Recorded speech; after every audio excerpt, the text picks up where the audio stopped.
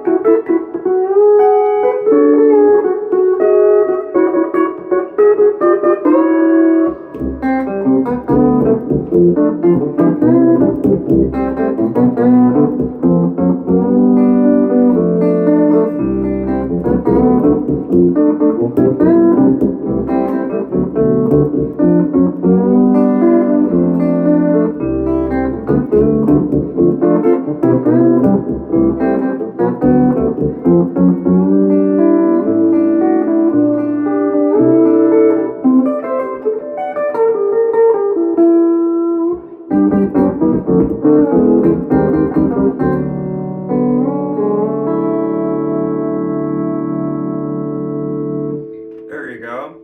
And that is called Palace of Fine Arts. And that's named after this arch that is over at the Palace of Fine Arts in San Francisco. And that concerns the history of the steel guitar when it came to the mainland in 1915 from the Hawaiian Islands, from the Hawaiian singers that showed up at the Panama Pacific Exposition in 1915. And the Palace of Fine Arts is still there, and that's why I named that little jazz song over, for that. And that's the Portals of the Past that was at the Palace of Fine Arts. They moved it to Lloyd Lake in Golden Gate Park, but that's a painting of that. So that's a little bit of steel guitar history. Then we have this gentleman up here. I know it's going to bring a smile to some people's face. Tony Farr from Tennessee. I'll tell you how I met and got a hold of Tony Farr. He got a hold of me. He sold me his. That was back when 45 records were still produced and the regular sized record albums and everything. And he was hawking his records. I was in Nashville picking up a steel guitar from the Sho-Bud factory on Broadway Street in downtown Nashville. Well, I'll tell you the interesting story. So I'm from the Cal Neva region, California and Nevada.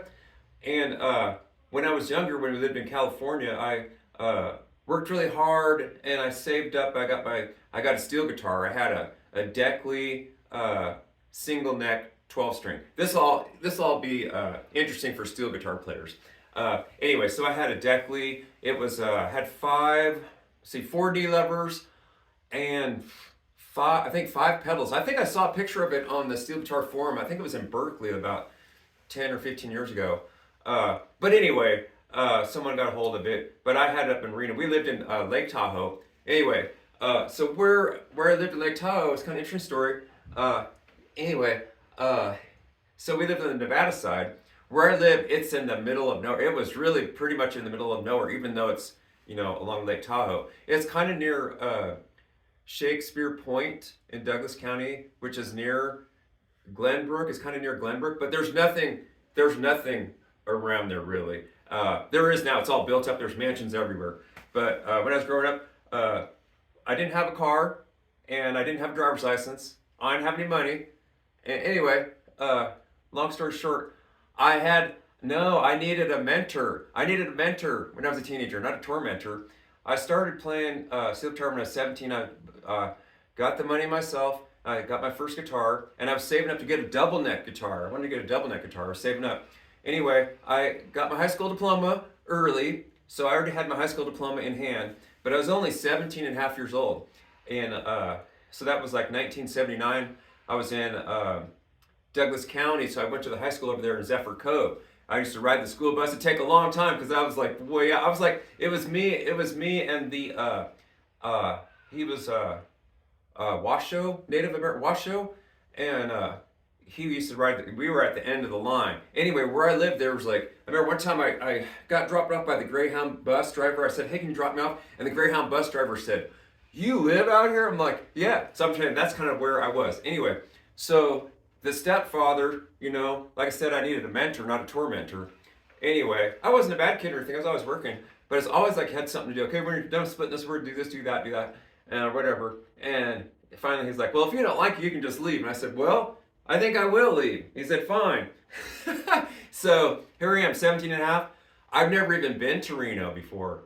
He drove me to downtown Reno and dropped me off on, I think it's West Street down there by the, where the Truckee River, there's rocks right there. The building's still there. It's right across from the El Dorado Casino, which is only a few blocks from Harris. Anyway, he just dropped me off the street corner. I didn't know where it was. I didn't have money. I had my steel guitar that I dropped with. I had my single neck steel guitar with me, believe it or not.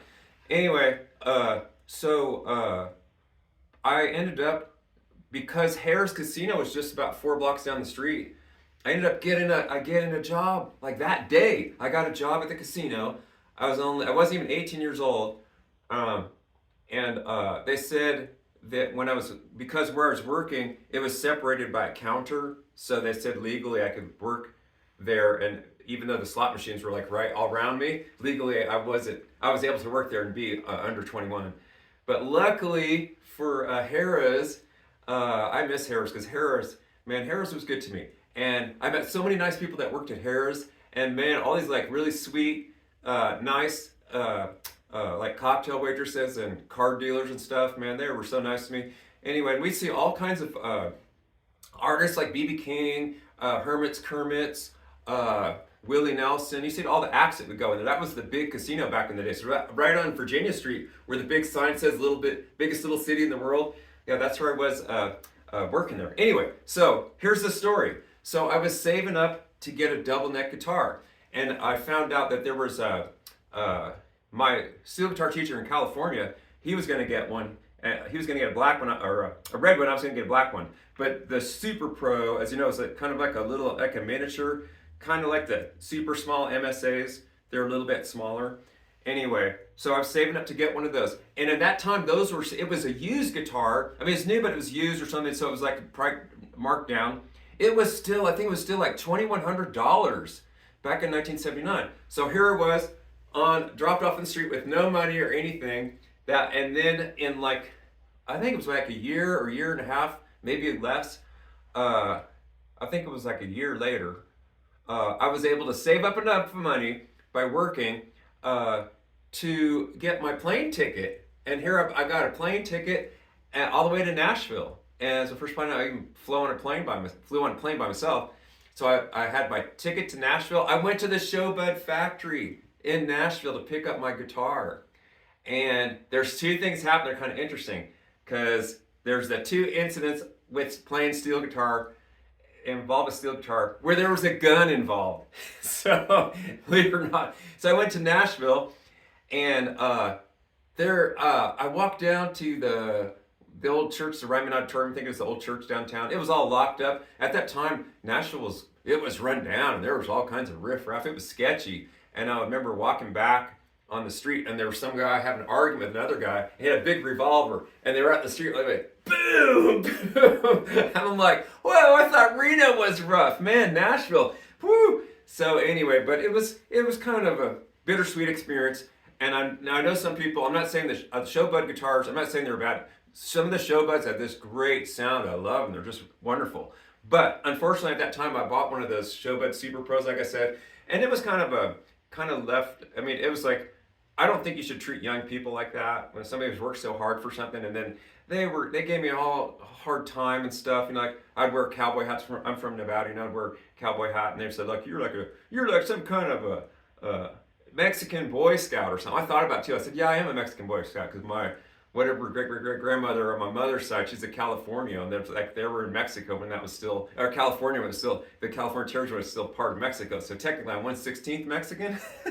Anyway, but yeah, the Mexican Boy Scout, and they weren't friendly at all. I was just like really surprised. 'Cause I've been to a lot to Nashville, and there's so many nice people in Nashville that I've met, you know, over the years. Like Jimmy Crawford was so nice. He sent me all the modes on steel guitar. He was really nice. And then of course, not Nashville, but in Tennessee, in eastern Tennessee, the city of Chattanooga, there was Herbie Wallace. And Herbie Wallace is really probably, to give him credit, is probably the only reason I'm still playing steel guitar, because I remember having lunch with him in Columbus, Ohio, and he said, Douglas, don't stop playing the steel guitar. So that came from Herbie Wallace, and he was from Chattanooga. Oh, I love Chattanooga. It's such a pretty city, and I sure miss Herbie Wallace. What a great player. And like I said, there's a lot of nice people, but my experience there in Nashville and the shooting on the street and stuff, I'm like, man. Anyway, so the thing about the Sho-Bud Super Pro, though, I think it was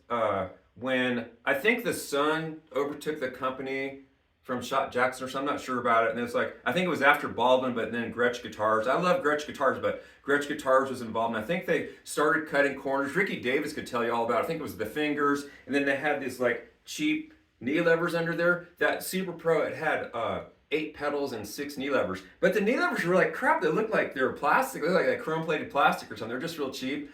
And the guitar in general was just really, like they cut some corners. And I just felt like, man, I worked so hard for that guitar. They were rude to me, and they weren't encouraging. And then they sold me a bad bill of goods. So I was like, pfft. Anyway. So, but I like my Fulaco though. It's great. Anyway, but this character here, Tony Farr, I ran into him. Boy, he was just like, I remember I bought a couple of his records. He was wanting to sell his records anyway, but I just kept his picture. I lost my autographed picture of Herbie Wallace. Darn it. But I still have a picture of him, and it just reminds me of my experience in Nashville, you know, when I was like 17, 18, picking up my guitar in 1979. But anyway, but I got to tell you, there's another incident where there was another gun involved with playing, or involved in like the steel guitar, my experience with the steel guitar. I was in a band, we were playing in Paynes Creek, California. Paynes Creek is up in the North State. It's almost in Nevada, Oregon. It's up off, you go I-5 to Reno, you catch Highway 36, you go east towards Mount Lassen. Mount Lassen is a big, tall, it's like the southernmost large peak of the Cascade Range. It comes into California. So you got like Mount Shasta, Mount Lassen. Anyway, there's a place called Paynes Creek, and we were doing a ranch show there. And it's no big deal, but there was an older cowboy there. He must have been in his, like, I don't know, 70s or 80s or something. But man, he pulled out his 6-shooter. He pulled his 6-shooter out on stage. And look, there's another guy with me. And he just went over there and just grabbed that guy's gun. It was no big deal. I mean, nowadays it'd be like, oh, big old, you know, a big old drama thing. But it was no big deal. It was just like, he had too much to drink, and he wasn't going to shoot anybody. He was just like, that's the cowboy culture, you know. Anyway. But that was my second incident with guns, and one was in Nashville, and the second one was in Paynes Creek, California. But anyway, I like to share some different stories with you. But I heard Tony Farr passed away a few years back, and he was doing entertainment in Tennessee for a while anyway. So it's all kind of interesting, all kind of good. Hope you enjoyed that story. Thanks for watching.